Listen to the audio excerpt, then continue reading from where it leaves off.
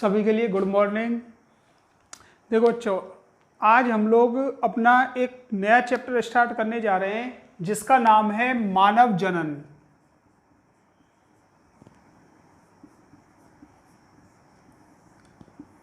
आपकी बुक जो है, बुक के अंदर तीसरे नंबर का चैप्टर है, थर्ड चैप्टर जो है वो मानव जनन या इसको बोलते हैं ह्यूमन रिप्रोडक्शन।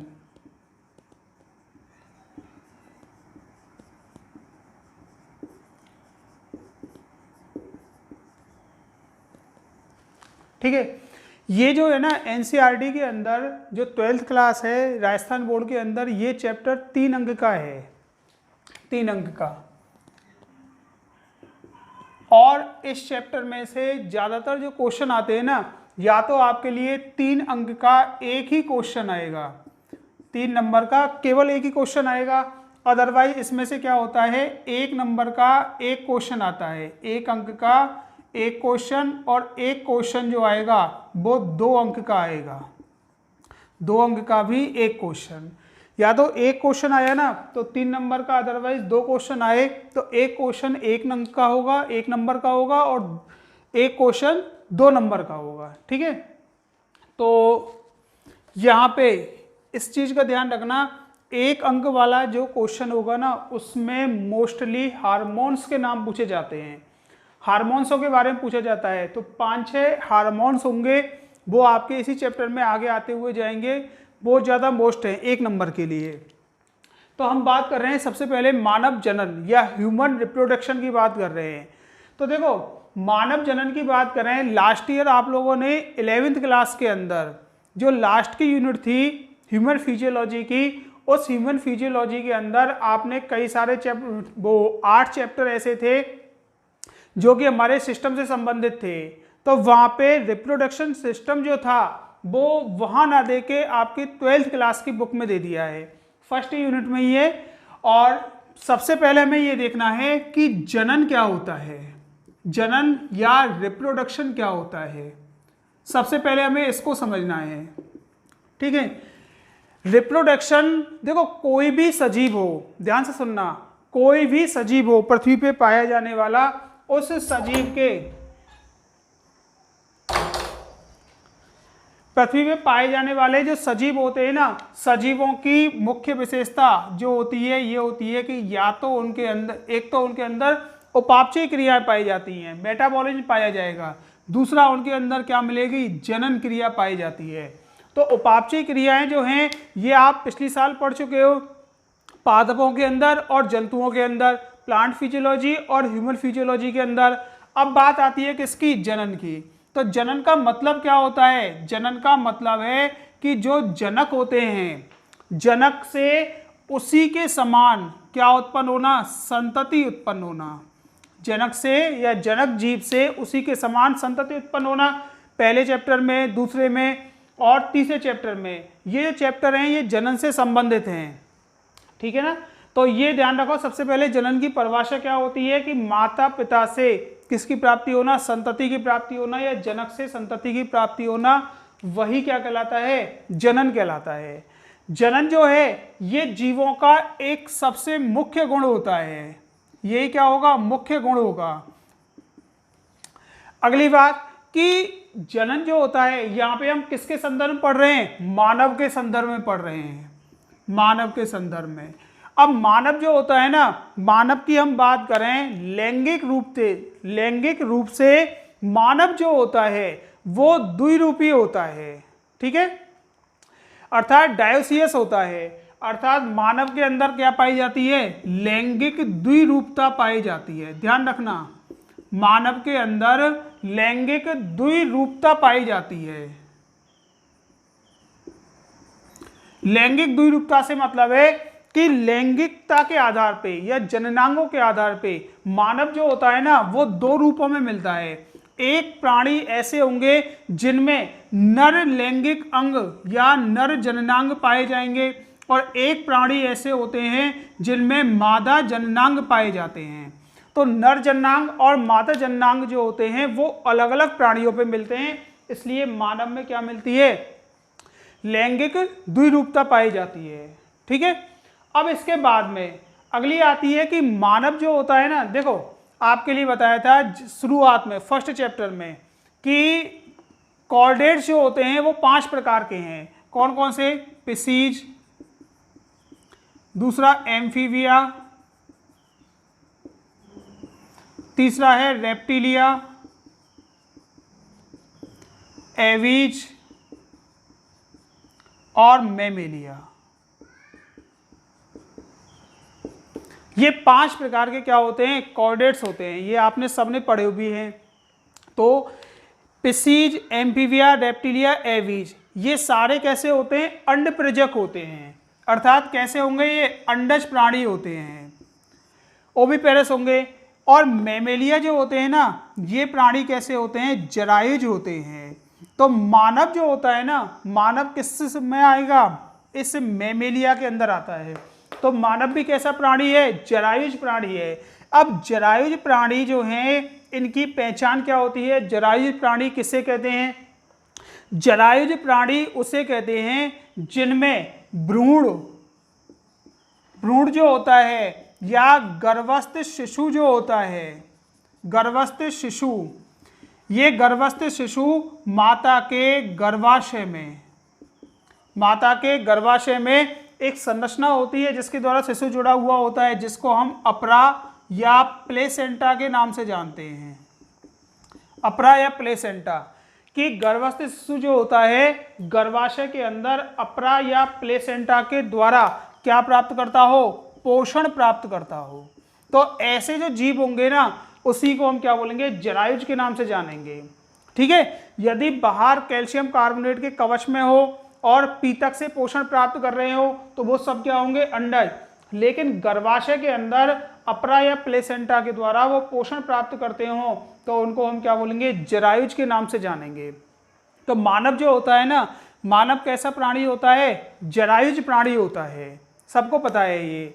अब अगली बात आती है कि मानव जो होता है ना, मानव के अंदर जो रिप्रोडक्शन होता है, इस रिप्रोडक्शन में कौन कौन से टॉपिक हमारे लिए इस चैप्टर में पढ़ने हैं। तो सबको ध्यान से सुनते हुए चलना, कौन कौन से इसमें क्रियाएं या कौन कौन से इसमें पद आते हुए चलेंगे।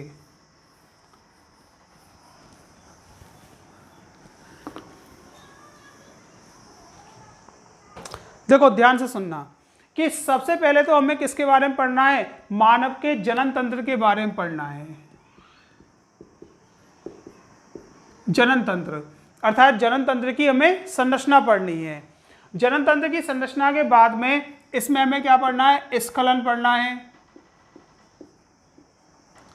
ठीक है। स्खलन के बाद में फिर इसके बाद में हमें क्या पढ़ना है? निषेचन। निषेचन के बाद में फिर इसमें पद आएगा अगला अंतरोपण। अंतरोपण से पहले विदलन की क्रिया होगी। ठीक है। फिर किसका निर्माण होगा? अंग विकास का निर्माण होगा। अंग विकास, और अंग विकास का निर्माण जो होता है वो गैस्ट्रुलर प्रक्रिया के दौरान होता है। और फिर निश्चित समय के बाद में प्रसव क्रिया होगी और दुग्ध श्रवण की क्रिया होगी। तो ये कुछ पॉइंट हैं जो हमको यहाँ पढ़ने पड़ेंगे इस चैप्टर के अंदर। अब हम सबसे पहले हम देख रहे हैं मानव के जनन तंत्र के बारे में। ध्यान से सुनना, जनन तंत्र की संरचना और उसकी कार्य की, ये 2 चीज हमको ध्यान देनी है। हमारे शरीर का कोई भी अंग हो, उस अंग की संरचना और उस अंग के कार्य, मतलब उसकी फिजियोलॉजी भी हमें पढ़नी है। अब सबसे पहले हम बात करते हैं मानव के नर जनन तंत्र की।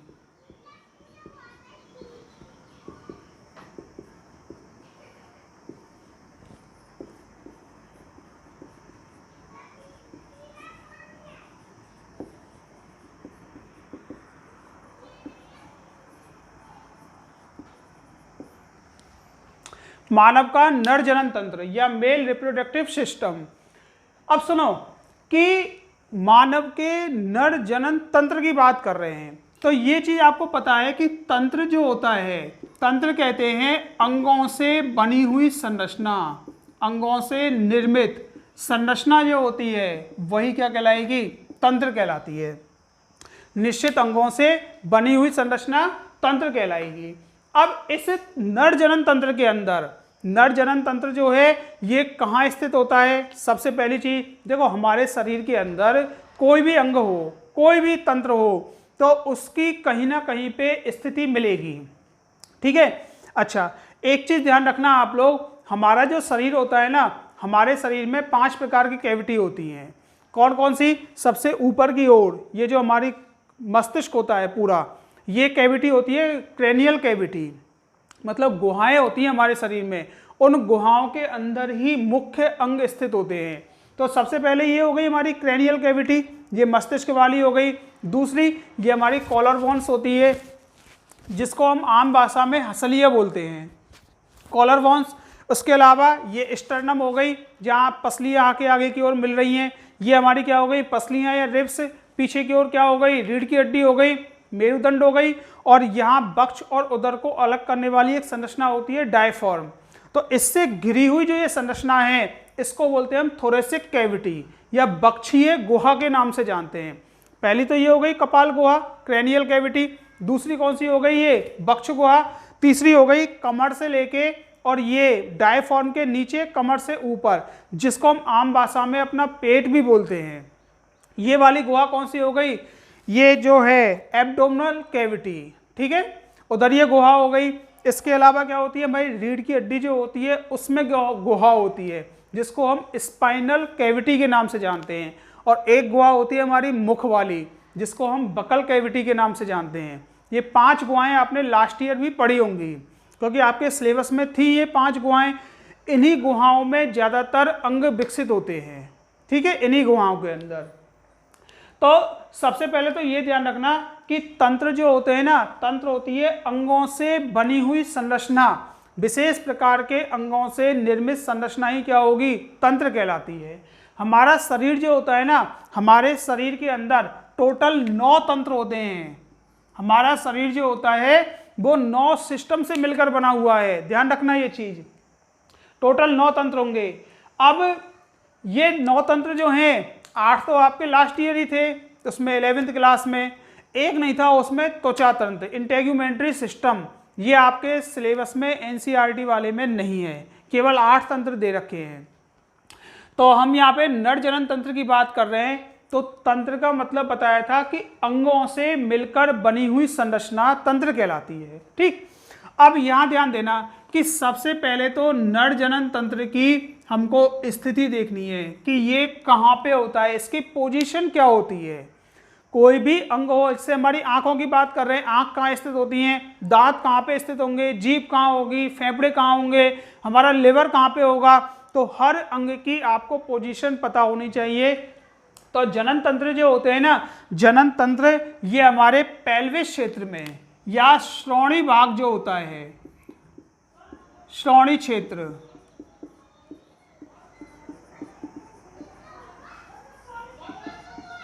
ठीक है। श्रोणी क्षेत्र मतलब जो कमर वाला क्षेत्र होता है ना, इसको हम क्या बोलते हैं? पेल्विस भाग के नाम से जानते हैं।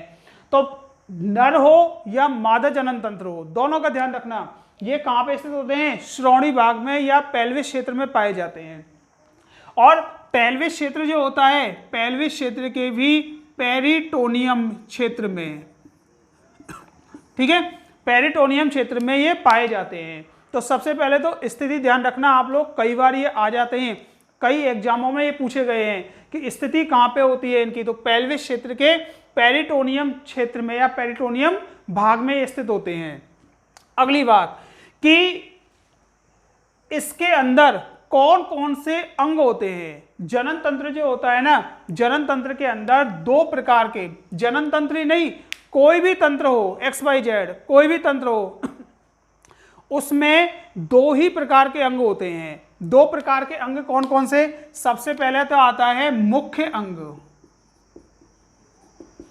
मुख्य अंग, ठीक है। दूसरे होते हैं सहायक अंग, सहायक अंग, इनको बोलते हैं एसेसरी, एसेसरी ऑर्गन्स। और ये कौन से होते हैं? मेन ऑर्गन्स या चीफ ऑर्गन्स, ठीक है। अब यहां हम बात कर रहे हैं नर जनन तंत्र की। तो नर जनन तंत्र जो होता है ना, नर जनन तंत्र में मुख्य अंग जो होता है वो तो होता है वृषण, या इसको बोलते हैं हम टेस्टिस के नाम से जानते हैं, मुख्य अंग। और सहायक अंग जो हैं वृषण को छोड़कर जितने भी अंग हैं, ध्यान से सुन लेना, वृषण को छोड़कर जितने भी अंग होते हैं वो सब क्या होते हैं, सहायक अंग होते हैं। ठीक है, अब इनके नाम लिख रहे हैं यहाँ पे सहायक अंगों के, देखो कौन कौन से आते हैं कि अधिवृषण, शुक्र वाहिनी,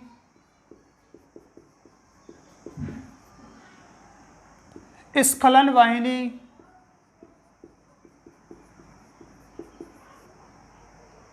स्खलन वाहिनी के बाद में फिर आ जाएगा आपका मूत्र मार्ग, शिशन और सहायक ग्रंथियां। ठीक है, ये सभी क्या होते हैं, सहायक अंग होते हैं। ठीक, अच्छा अब सुनो, मुख्य अंग जो होते हैं, इन्हीं मुख्य अंग को हम लोग प्राथमिक अंग के नाम से भी जानते हैं, या इनको प्राथमिक मुख्य अंग के नाम से भी जानते हैं। ध्यान रखना, प्राथमिक जननांग या प्राथमिक मुख्य अंग भी कहते हैं। क्यों कहते हैं प्राथमिक मुख्य अंग? क्योंकि प्राथमिक मुख्य अंग जो होते हैं ना, इन प्राथमिक मुख्य अंगों का, उन अंगों को कहेंगे या उन जननांगों को बोलेंगे जिनमें युग्मकों का निर्माण होता हो। जिन अंग में, इनमें से ये जितने भी अंग है ना, इनमें से जिसमें युग्मक निर्माण होता हो प्लस हार्मोन स्रावण होता हो। हार्मोन का स्रावण और युग्मक का निर्माण जननांगों में या जितने भी जनन अंग हैं उनमें से जिसमें होता हो, वही जनन अंग जो होगा वो क्या कहलाएगा, मुख्य अंग या प्राथमिक मुख्य अंग कहलाता है। तो ध्यान दे लेना, प्राथमिक मुख्य अंग जो होते हैं वो वृषण होते हैं, और वृषण के अंदर ही युग्मक का निर्माण होगा और हार्मोन का क्या होगा, स्रावण होगा। इसलिए टेस्टिस को प्राथमिक मुख्य अंग माना गया है। दूसरे हैं सहायक अंग। सहायक अंग जो होते हैं ना, या इनको हम दूसरा नाम देते हैं द्वितीयक लैंगिक अंग। द्वितीयक लैंगिक अंग भी बोलते हैं, इनको प्राथमिक लैंगिक अंग के नाम से भी जानते हैं। ठीक है, प्राइमरी सेक्सुअल ऑर्गन्स के नाम से भी जानेंगे।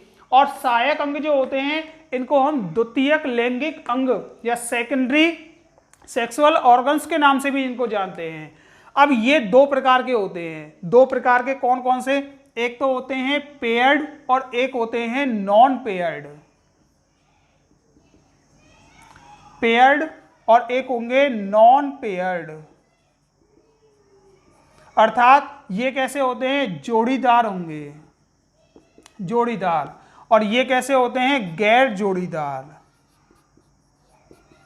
ये भी कई बार क्या है, कई एग्जामों में पूछ लिए जाते हैं, कौन से जोड़ीदार हैं, कौन से पेयर्ड हैं, कौन से नॉन पेयर्ड होते हैं। ठीक है, तो देखो नॉन पेयर्ड कौन से होते हैं? मुख्य लैंगिक अंग तो वृषण हमने अलग से रख लिया, ये तो हो गया अलग से। ठीक, इसके अलावा पेयर्ड में कौन कौन से आते हैं, इनके नाम लिख रहे हैं यहाँ। पहला है अधिवृषण, अधिवृषण। ठीक है, दूसरा है इसके बाद में शुक्र वाहिनी। इनके आपको अंग्रेजी के नाम याद रखने पड़ेंगे। ये जितने भी ऑर्गन्स हैं ना, इनके अंग्रेजी के नाम याद रखने पड़ेंगे आपको। अगला है स्खलन वाहिनी,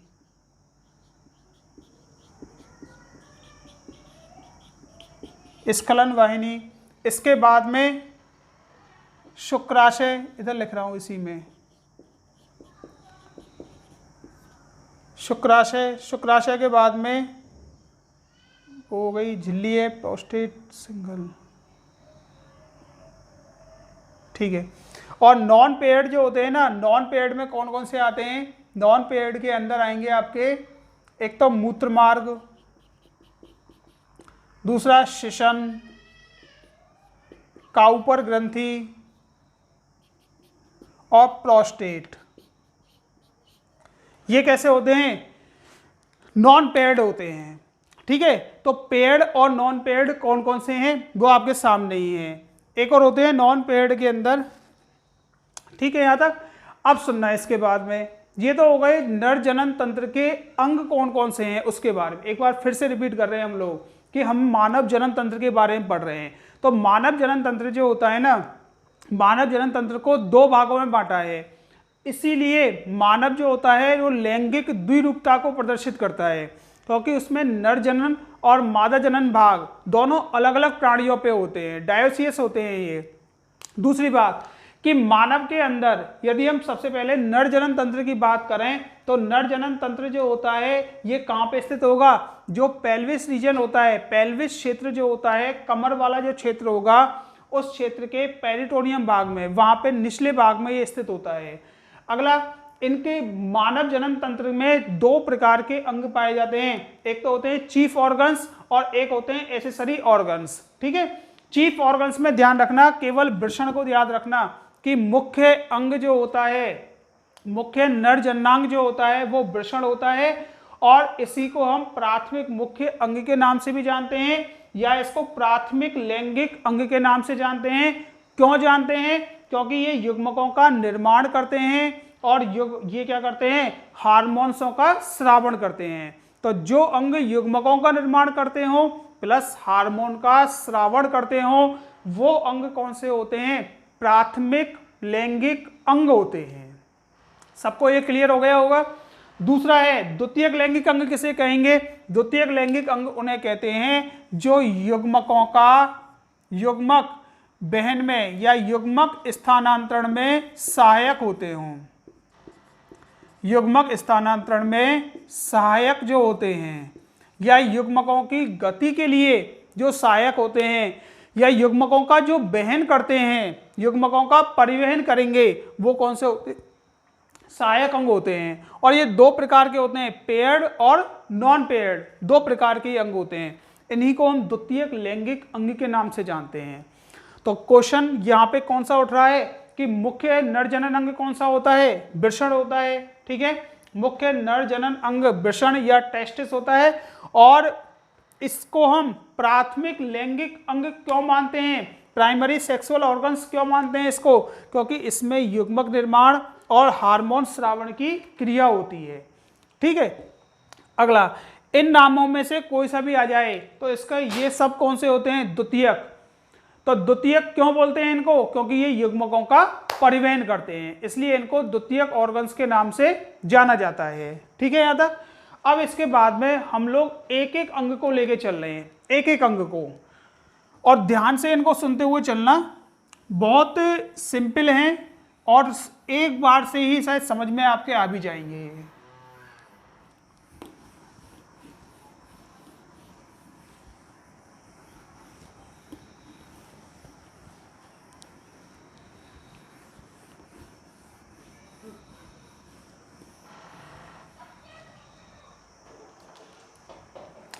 देखो, नर जनन तंत्र के अंदर कौन कौन से अंग आ रहे हैं, पहले तो यहां इन अंगों के नाम लिख रहे हैं। सबसे पहले आता है वृषण कोश, दूसरे नंबर पे आता है वृषण, तीसरे नंबर पे अधिवृषण,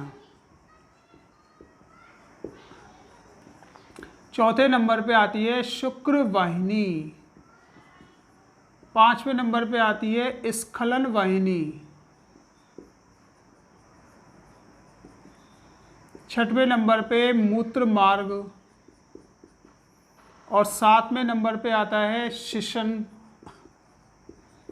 और आठवें नंबर पे आती हैं सहायक ग्रंथियां। ठीक है, इनके बारे में हमको पढ़ना है नर जनन तंत्र की संरचना के अंदर। अब सबसे पहले हम लेके चल रहे हैं कौन सा, वृषण कोश। वृषण कोश जो होता है ना, इस वृषण कोश को हम लोग स्क्रोटल सैक के नाम से भी जानते हैं या इसको स्क्रोटम के नाम से भी जानते हैं। ध्यान से सुन लेना, ये जो नाम जितने भी लिखे हैं ना, ये नाम आपको अंग्रेजी में जरूर याद होनी चाहिए। इनकी हिंदी कम आती है, 12th लेवल पे तो आ जाएगी आपके लिए, लेकिन आगे फ्यूचर के लिए यदि आप लोग पढ़ रहे हो, यदि केवल पास होना हो इसी साल और इसी साल तक ही सीमित रहना है तो इनके नाम हिंदी में कर लेना, और यदि फ्यूचर के लिए पढ़ रहे हो कभी बायोलॉजी लेके फ्यूचर के लिए कोई स्कोप हो आपका तो इनके नाम आप लोग अंग्रेजी में जरूर याद रखना। तो वृषण कोश की हम बात कर रहे हैं। वृषण कोश जो होता है इसको हम स्क्रोटल सैक या स्क्रोटम के नाम से जानते हैं। अब सुनो, वृषण कोश जो होता है ना, वृषण कोश कहाँ पे स्थित होता है, हम एक एक को लेके चल रहे हैं इनमें से। तो सबसे पहले वृषण कोश की स्थिति की बात आती है। स्थिति कि हमारी जो उदर गुहा होती है, मानव की या नर की जो उदर गुहा होती है, इस उदर गुहा के नीचे जो दोनों पैर होते हैं, इन पैरों के बीच वाला जो क्षेत्र होता है, ठीक है, ये तो कौन सी उदर गुहा हो गई, उदर गुहा। उदर गुहा के ये वाला क्षेत्र कौन सा है, पेल्विस क्षेत्र है, ये वाला।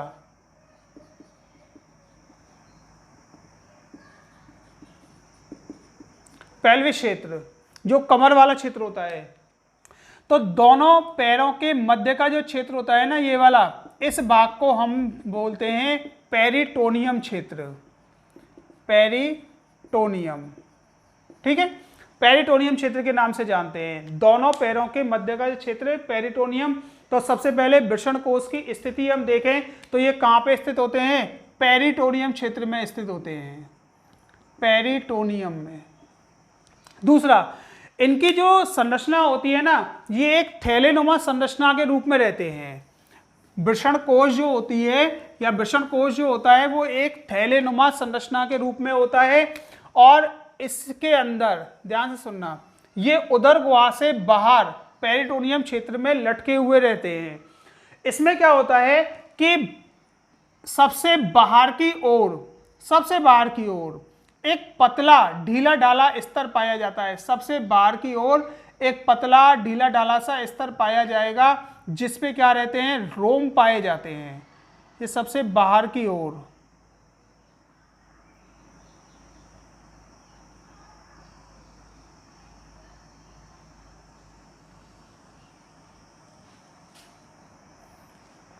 इसका देखो एक बार चित्र बना दें, और चित्र में थोड़ा टाइम लगेगा, ठीक है, टाइम लगेगा। तब तक के लिए क्या कर रहे हैं, 5 मिनट के लिए, 2 मिनट के लिए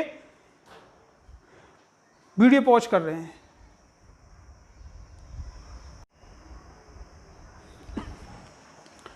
तो देखो ये कुछ डायग्राम है, ठीक, वृषण कोश का, केवल वृषण कोश का बनाया है, जो पेरिटोनियम क्षेत्र में बाहर की ओर क्या रहते हैं, लटके हुए रहते हैं। अब इसमें ध्यान से देखना, इसमें कुछ शब्द आएंगे, केवल आपको उनकी व्याख्या देखनी है, कौन सा कहाँ क्या काम करेगा वो हमको देखते हुए चलना है। तो सबसे पहले क्या होता है, जब वृषण कोश का निर्माण होता है तो ये उदर गुहा के बाहर, ध्यान से देखना, उदर गुहा के बाहर लटकी हुई थैलीनुमा संरचना के रूप में लटके हुए रहते हैं। ठीक है, इसमें क्या होता है कि जो सेप्टम इस उदर गुहा के अंदर, ये वृषण कोश जो होता है, जो स्क्रोटल सैक होता है ना, इसके बीच में क्या बन जाता है, एक पट का निर्माण हो जाता है। इसके बीच में एक पट का निर्माण हो जाएगा, और इस पट को हम किस नाम से जानते हैं, स्क्रोटल सेप्टम के नाम से जानते हैं, या इसको वृषण कोश पट के नाम से जानते हैं। वृषण कोश पट के नाम से इसको जानेंगे। ध्यान से सुन लेना कि जब वृषण कोश का निर्माण होता है तो वृषण कोश के निर्माण के बाद में, ठीक है, वृषण कोश के मध्य में क्या बनता है, एक पट का निर्माण हो जाता है। ये बाहर थैलेनुमा संरचना के रूप में होते हैं, और इस पट को हम क्या बोलते हैं, वृषण पट के नाम से जानते हैं। और वृषण पट जब बन जाएगा ना, तो वृषण पट बनने से ये पूरा के पूरा वृषण कोश जो है ये 2 भागों में बढ़ जाता है, 2 गोलार्धों में बढ़ जाएगा ये, ठीक है, आधे आधे भागों में बढ़ जाएगा। और इन्हीं भागों में क्या स्थित होते हैं, वृषण स्थित होते हैं। जो टेस्टिस होते हैं वो इसी भाग में क्या रहेंगे, स्थित रहेंगे। ठीक है, दोनों गोलार्धों में वृषण आ जाते हैं। इस वृषण कोश का संबंध जो होता है वो किससे होता है, इसके ऊपर क्या पाई जाती है, उदर गुहा पाई जाती है, सबसे ऊपर। वृषण कोश के ऊपर या पेल्विस क्षेत्र के ऊपर उदर गुहा पाई जाती है, तो वृषण कोश का संबंध किससे रहता है? उदर गुहा से। और ये उदर गुहा के द्वारा, ठीक है, ये उदर गुहा के द्वारा जुड़े हुए रहते हैं, एक कैनाल के द्वारा जुड़े हुए होते हैं। इस कैनाल को इनग्विनल कैनाल के नाम से जानते हैं, ठीक है, इनग्विनल कैनाल, या इसको बक्षण नाल भी बोलते हैं, बक्षण नाल। तो ध्यान रखना, एक शब्द कौन सा आया है? Scrotal septum. स्क्रोटल सेप्टम क्या होता है कि जब वृषण कोश का निर्माण हो जाता है तो इनके बीच में एक क्या बन जाएगा? पट बन जाएगा। और पट बनने से इसी पट को हम क्या बोलते हैं? वृषण कोश पट के नाम से जानते हैं, जो कि वृषण कोश को दो भागों में विभाजित कर देता है। दूसरा, वृषण कोश जो होते हैं ना, ये उदर गुहा के साथ में जुड़े हुए होते हैं, और उदर गुहा से जिस नाल के द्वारा जुड़े हुए रहेंगे वो नाल क्या कहलाएगी? इनग्विनल कैनाल या बक्षण नाल कहलाती है। तो दो शब्द हो गए यहाँ पे। एक तो इनग्विनल कैनाल क्या होती है कि वृषण कोश उदर या वृषण कोश को उदर गुहा से जोड़ने वाली नाल जो होगी वो क्या कहलाएगी? इनग्विनल नाल कहलाएगी, ठीक है। अच्छा, वृषण कोश जो होते हैं, इन वृषण कोश में वृषण की संख्या 2 होती है। अब ये वृषण जो होते हैं ना, एक संरचना होती है मीजोवेरियम या गोवर्नेकुलम नाम की, मीजोवेरियम या गोवर्नेकुलम नाम की संरचना होती है, उसके द्वारा ये जुड़े हुए रहेंगे। तो बक्षण नाल जो होती है ना, बक्षण नाल क्या करती है कि इसी में बक्षण नाल के अंदर क्रीमेस्टर पेशियां पाई जाती हैं।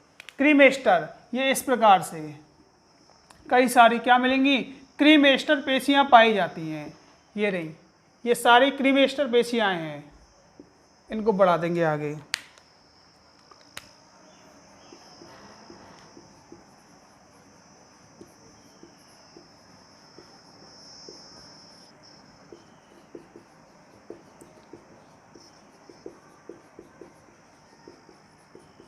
ठीक है, क्रीमेस्टर पेशियां पाई जाती हैं। बक्षण नाल जो होती है ना, इस बक्षण नाल में लंबवत या समानांतर क्या होती हैं? क्रीमेस्टर पेशियां होती हैं।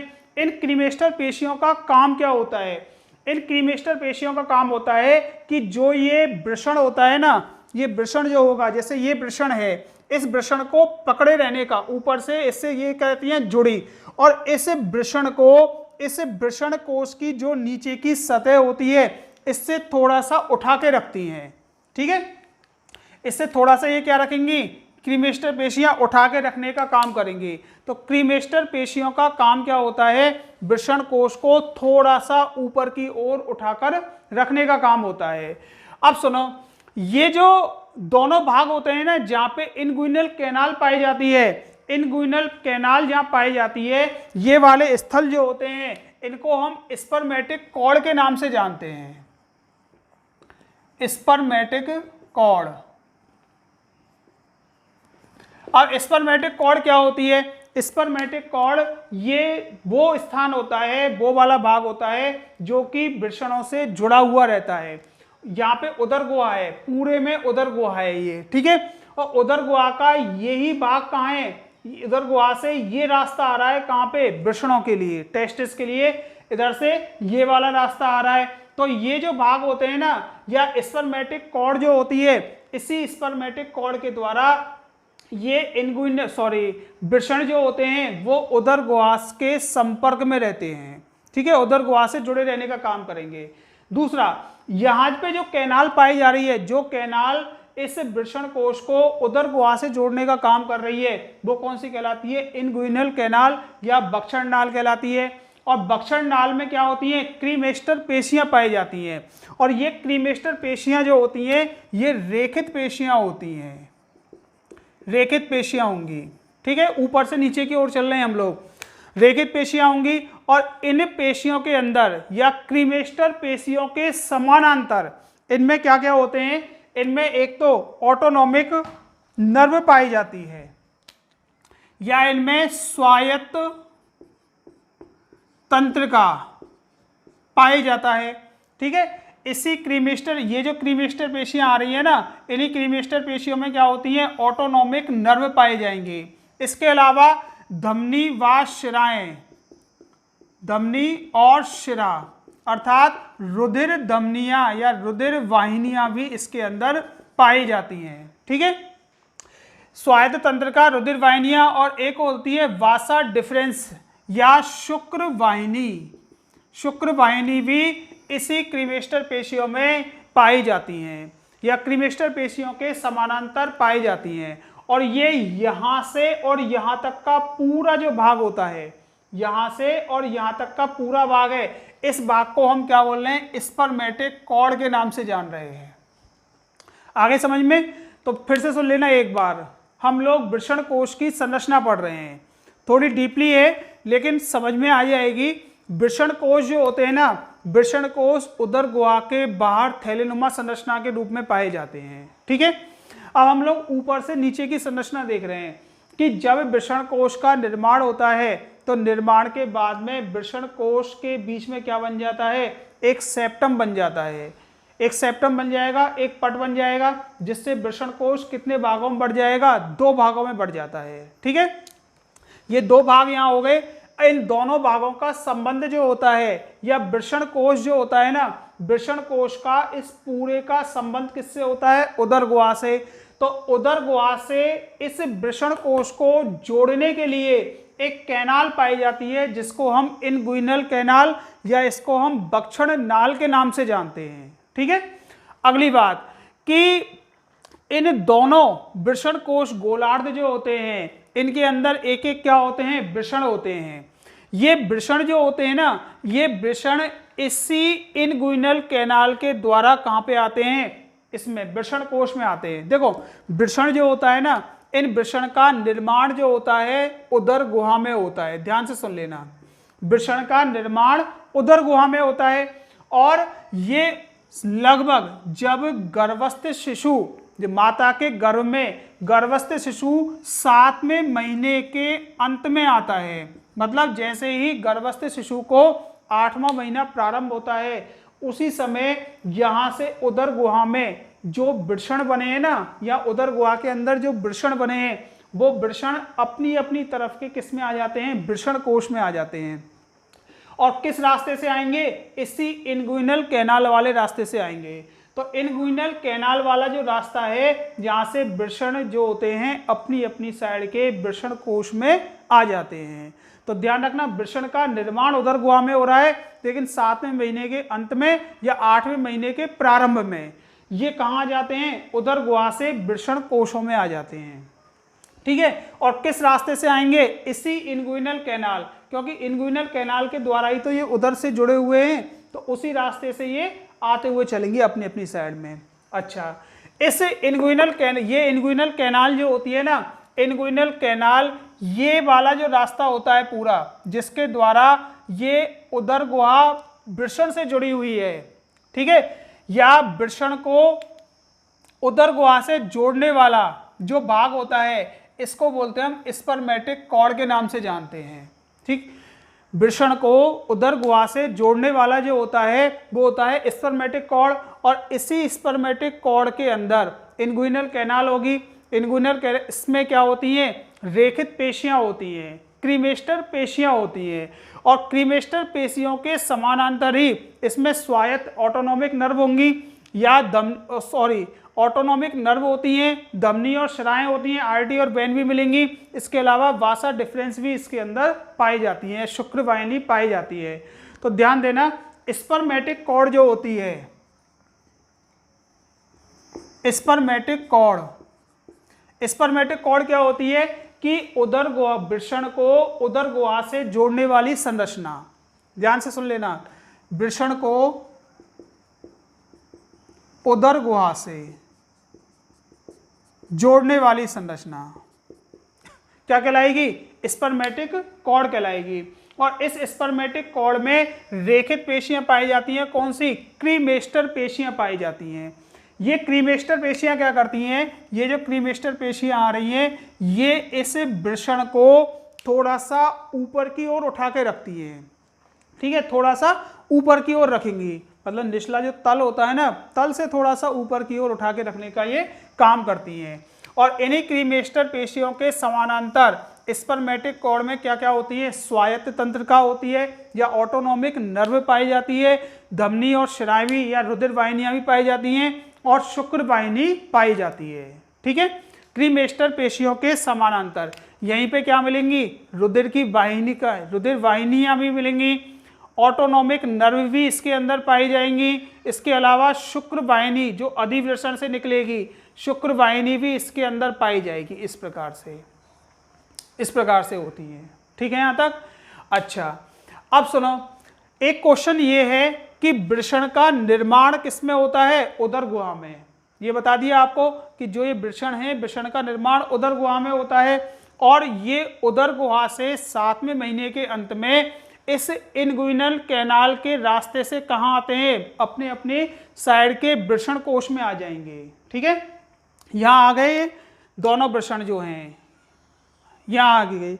अब ये इनगुइनल कैनाल जो होती है ना, इसके बाद में क्या हो जाती है, ये बंद हो जाती है। ध्यान से सुन लेना, ये इनगुइनल कैनाल फिर क्या हो जाएगी, बंद, और बंद हो जाएगी यदि कभी कभार ऐसा होता है कि जैसे ही ये वृषण कोश के अंदर वृषण आते हैं, कहाँ से, उदर गुहा से, ऊपर से अपनी अपनी साइड में दोनों वृषण आ गए। आने के बाद में ये इनगुइनल कैनाल कई बार क्या होता है, खुली रह जाती है, बंद नहीं होती है। तो ऐसी कंडीशन में क्या होता है कि इसी के बाग के जस्ट ऊपर हमारी आंत पाई जाती है, छोटी आंत्र और बड़ी आंत। स्मॉल इंटेस्टाइन जो होती है ना, वो स्मॉल इंटेस्टाइन इस इनगुइनल कैनाल में क्या कर जाती है, प्रवेश कर जाती है। और इस इनगुइनल कैनाल में जब प्रवेश करती है तो इसी को हम क्या बोलते हैं, इनगुइनल हर्निया के नाम से जानते हैं। आपने नाम सुना होगा कई बार इसका, इनगुइनल हर्निया। इनगुइनल हर्निया से मतलब क्या होता है कि कभी कभार क्या होता है, ये इनगुइनल कैनाल जो होती है वो खुली रह जाती है। सामान्य तौर पे तो क्या होता है, जैसे ही उदर गुहा से वो वृषण जो हैं वो वृषण कोश में आए ना, तो ये इनगुइनल कैनाल यहाँ पे बिल्कुल बंद हो जाएगी। लेकिन कभी कभार ये क्या नहीं होती है, बंद नहीं होती है। तो हमारी छोटी उदर गुहा के अंदर जो छोटी आंत्र होती है, ठीक है, स्मॉल इंटेस्टाइन जो होती है, वो इंटेस्टाइन वृद्धि करके और किस में प्रवेश कर जाती है, इस भक्षण नाल या इनगुइनल कैनाल में प्रवेश कर जाती है। और इसी को हम किस नाम से जानते हैं, इनगुइनल हर्निया के नाम से जानते हैं। ठीक है, ऐसी कंडीशन में क्या करते हैं, जो छोटी आंत्र में अतिवृद्धि हुई है, इसको ऑपरेशन के जरिए से काट के क्या कर देंगे, अलग कर देंगे। तो यहां तक ये पॉइंट शायद आपके समझ में आ गए होंगे कि क्रीमेस्टर पेशियां जो होती हैं, इनमें ये कहाँ पे मिल रही हैं, इसी इनगुइनल कैनाल के अंदर, अर्थात स्पर्मेटिक कॉर्ड में पाई जा रही हैं। और ये स्पर्मेटिक कॉर्ड जो होती है वो वृषण का संबंध या वृषण को उदर गुहा से जोड़े रखने का काम करेगी। ठीक है, और जिस रास्ते से वृषण कोश में आएंगे वो कौन सा रास्ता कहलाएगा, इनगुइनल कैनाल। या फिर हम ये कह सकते हैं कि जो ये वृषण कोश है पूरा के पूरा, ये वृषण कोश इस उदर गुहा से इनगुइनल कैनाल के द्वारा जुड़ा रहता है।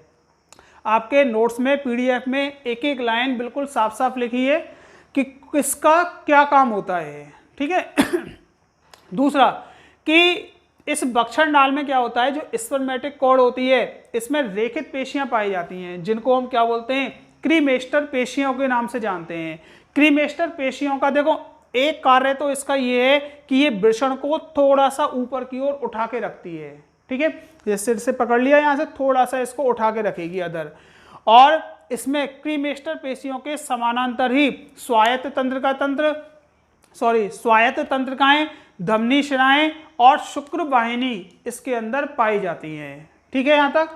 तो ये पॉइंट शायद आपके समझ में आ गए होंगे। और इनगुइनल हर्निया से मतलब क्या होता है कि जब उदर गुहा में निर्मित वृषण कोश में आ जाते हैं, किसके रास्ते से, कौन से रास्ते से, इनगुइनल कैनाल वाले रास्ते से, तो ये इनगुइनल कैनाल जो होती है वो बंद हो जाती है। लेकिन कभी ये कैनाल खुली रह जाए तो हमारे उदर गुहा में जो छोटी आंत्र होती है वो आंत्र कहाँ आ जाती है, इस इनगुइनल कैनाल में आ जाती है। और इसी को हम क्या बोलते हैं, इनगुइनल हर्निया के नाम से जानते हैं। ठीक है, अब इसके बाद में ये तो हो गई इसकी कहानी। अब स्पर्मेटिक, देखो स्पर्मेटिक कॉर्ड का काम क्या होता है, स्पर्मेटिक कॉर्ड का काम बताया था आपके लिए कि स्पर्मेटिक कॉर्ड का काम होता है कि उदर को उदर भित्ति से जोड़े रखने का काम करती है वृषण को। ठीक है, जो वृषण होता है इसको उदर भित्ति या उदर से जोड़े रखने का काम करती है। अब इसमें क्या है, नीचे की ओर यदि हम इसकी संरचना देखें तो वृषण कोश के बाहर की ओर 3 स्तर पाए जाते हैं, मुख्यतया 3 स्तर पाए जाते हैं। कौन कौन से स्तर होते हैं, ध्यान से सुनना। सबसे बाहर की जो त्वचा होती है ना, ये बिल्कुल ढीली त्वचा होती है, ढीली ढाली त्वचा होगी और इस पे क्या पाए जाते हैं, रोम पाए जाते हैं। कई सारे इस पे बाल या रोम इस पे पाए जाएंगे, ढीली और बिल्कुल पतली त्वचा होती है ये। ठीक है, इसके अंदर की तरफ ये वाली त्वचा जो होती है इसको बोलते हैं हम डार्टोस मसल के नाम से इसको जानते हैं।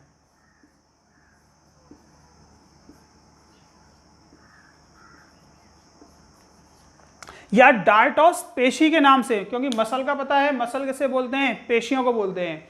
तो अंदर वाली जो त्वचा होगी वो कहलाती है डार्टोस मसल कहलाती है।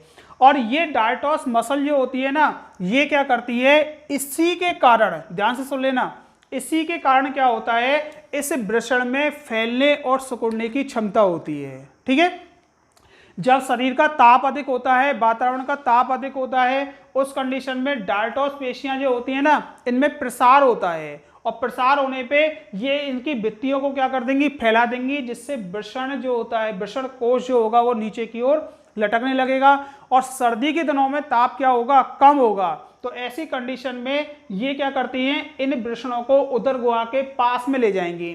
तो इसकी जो भित्तियां हैं, डार्टोस पेशी स्तर की जो भित्तियां होती हैं, इन भित्तियों के अंदर संकुचन होगा। तो यदि संकुचन हो रहा है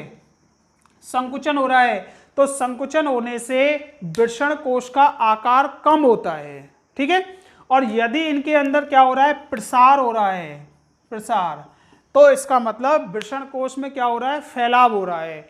शरीर का ताप जब अधिक होगा, वातावरण का ताप जब अधिक होगा, तो आपको पता है ताप देने पे कोई भी वस्तु में क्या होगा, प्रसार होगा। ताप देने पे किसी भी वस्तु में प्रसार होता है। ठीक है, और ताप कम होगा तो वस्तु क्या होती है, सिकुड़ती है, तो उसमें संकुचन होगा। आगे समझ में। इसके अलावा अंदर वाला स्तर जो होता है, अंदर वाला स्तर जो होता है ना, इधर लिखते हैं इसको, ये वाला स्तर ये कहलाता है स्पर्मेटिक फेशिया। ठीक है, अंदर वाला जो स्तर होता है वो होता है स्पर्मेटिक फेशिया। तो कहने का मतलब है वृषण कोश की जो भित्ति होती है वो मुख्यतः स्पर्मेटिक फेशिया और किससे बनी हुई होती है, डार्टोस मसल से बनी हुई होती है।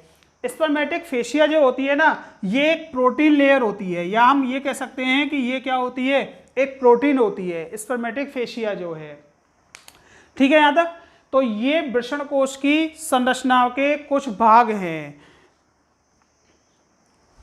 ठीक, अच्छा, अब सबसे पहले बात इसमें यह आती है कि जो ये वृषण है ना, ये वृषण इन वृषण कोश में निचली जो सतह होती है ना, इस सतह से थोड़ा सा ऊपर की ओर होते हैं। ठीक है, थोड़ा सा ऊपर की ओर होते हैं, वो इन पेशियों के कारण होते हैं, मसल्स के कारण। दूसरा, एक संरचना होती है, ध्यान से सुनना, इन वृषण के नीचे की ओर एक संरचना होती है यहाँ पे, जिसको हम मीजोरकियम या फिर गुबर्नेकुलम के नाम से जानते हैं। इधर लिख रहा हूं उनके नाम।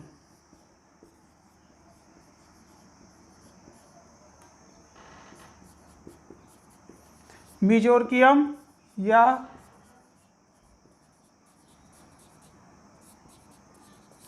गुबर्नेकुलम। ठीक है, इसके द्वारा, मीजोरकियम या गुबर्नेकुलम के द्वारा वृषण जो होते हैं वो वृषण कोश से जुड़े हुए रहते हैं। ध्यान से सुन लेना, इन नामों को आपको याद रखना है। कौन कौन से हैं, फिर से सुन लो एक बार, कि वृषण कोश की पहले तो स्थिति इसमें धीरे धीरे चल रहे हैं। ये देखो कई ये है ना, आप बुक को मत देखना कि बुक में हमारे 2 नाम है या 3 नाम है।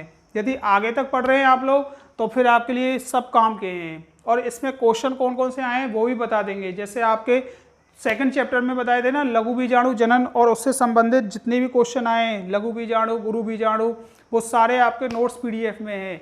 ऐसा कोई भी एग्जाम नहीं है जिसमें उससे बाहर कहीं पे भी आया हो, चाहे वो नीट हो, चाहे पीएमटी हो, बीएससी हो, जेएससी हो, कोई सा भी एग्जाम हो उसमें। तो ऐसे ही हमको यहाँ थर्ड चैप्टर के अंदर देखना है।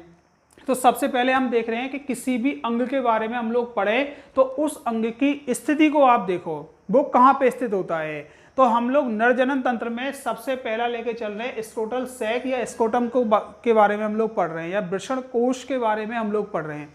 तो वृषण कोश जो होते हैं ना, ये कहाँ पे स्थित होता है, पेरिटोनियम, दोनों कमर के नीचे दोनों पैरों के मध्य का जो भाग होता है वो पेरिटोनियम क्षेत्र कहलाता है। ठीक है। अब वृषण कोश जो होते हैं ना, वृषण कोश में क्या होता है कि इनके बीच में एक पट बन जाता है, और पट बनने से वृषण कोश दो भागों में या दो गोलार्धों में क्या होगा, विभाजित हो जाएगा। ठीक, ये वाला जो भाग है ना, ये पेनिस का है, इसको हम बाद में लेके चलेंगे, ये अभी नहीं पढ़ रहे, इसको बाद में लेके चलेंगे इसको। अब वृषण जो होते, अब क्या होता है कि जैसे ही गर्भस्थ अवस्था में, गर्भस्थ अवस्था मिटा दिए यहाँ से, गर्भस्थ अवस्था में जैसे ही शिशु को 7वां महीना कंप्लीट होता है या 8वें महीने की शुरुआत होती है, उस समय क्या होता है कि उदर गुहा में जो वृषण होते हैं, वृषण का निर्माण उदर गुहा में होता है, और 7वें महीने के अंत में ये कहाँ पे धीरे धीरे उतर के कहाँ जाते हैं, वृषण कोश में आ जाते हैं, अपनी अपनी साइड के वृषण कोश में आ जाएंगे। ठीक है। अब वृषण कोश में जब ये आएंगे तो सीधी सी बात है कि इस वृषण कोश का संबंध उदर गुहा से होता है। ठीक है, ऊपर वाले भाग से होगा शरीर के। तो ऊपर वाले भाग या उदर गुहा जो होती है, एब्डोमिनल कैविटी होती है, इस कैविटी से जोड़ने वाली जो संरचना होती है ना, इसको वो होती है बक्षण नाल। तो इंग्विनल कैनाल के द्वारा वृषण कोश किससे जुड़े हुए होते हैं, उदर गुहा से जुड़े हुए होते हैं। ठीक है। आगे कि वृषण कोश इंग्विनल कैनाल के द्वारा जुड़े हुए रहेंगे, और इनका वृषण का जो संपर्क होता है या वृषण जो होते हैं वो स्पर्मेटिक कॉर्ड के द्वारा क्या रहते हैं, जुड़े रहते हैं।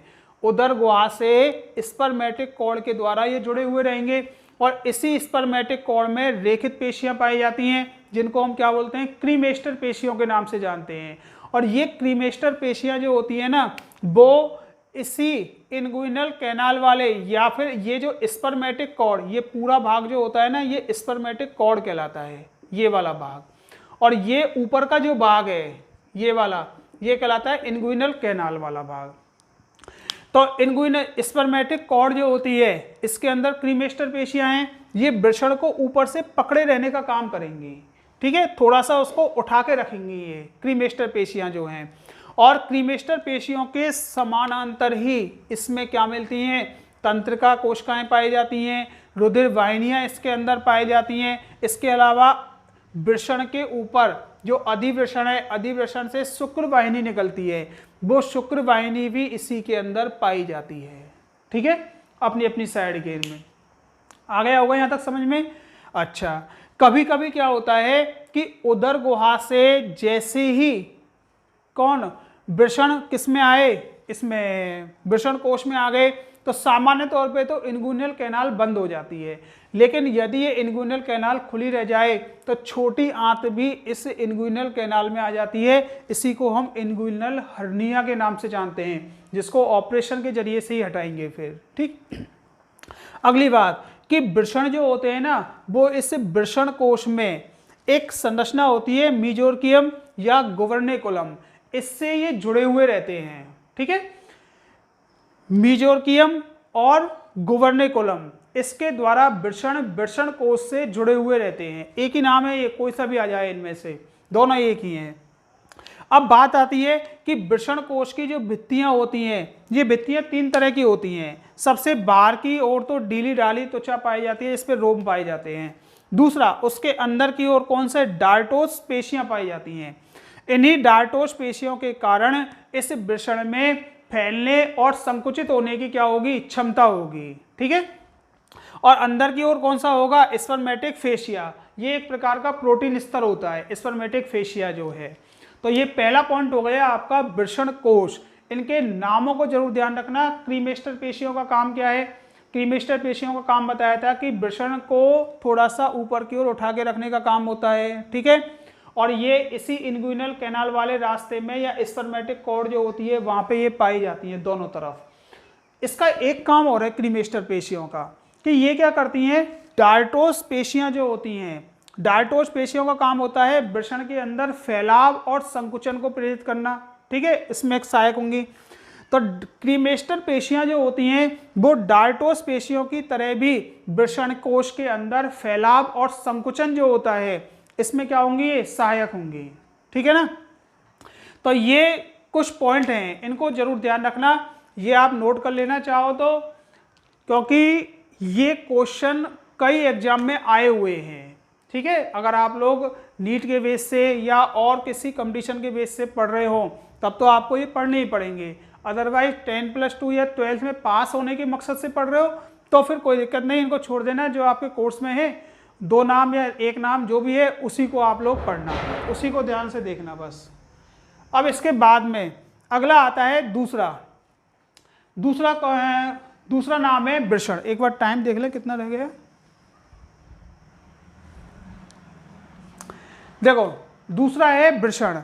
वृषण जो है इसको हम लोग कल देखेंगे। कल तक आपके लिए केवल और केवल वृषण कोश की संरचना आपको अच्छी तरह देखनी है, पढ़नी है। इस चैप्टर में टाइम लगेगा क्योंकि इसमें क्या होता है कि शुरुआत थोड़ी डीपली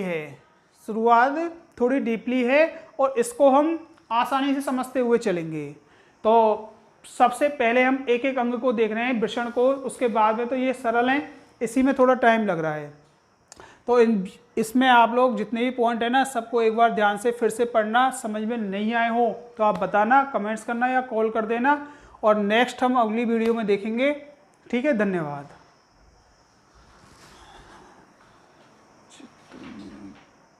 नीचे को ऊपर